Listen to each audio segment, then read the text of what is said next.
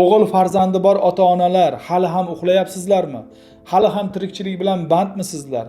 Ertaga farzandingiz uylangandan so'ng, farzandli bo'la olmadim degandan so'ng, keyin tekshiruvga olib bormoqchimisizlar?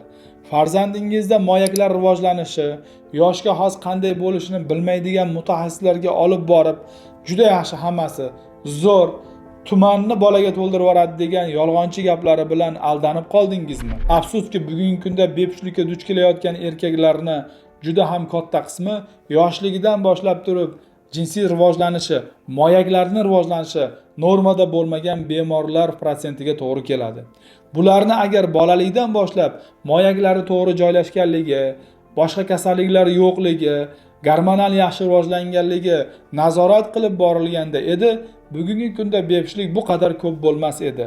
Ushbu videoni o'g'il farzandi bor ota-onalarga eslatma bo'lishi uchun yuborib qo'ying, sizdan yaxshilik qoladi.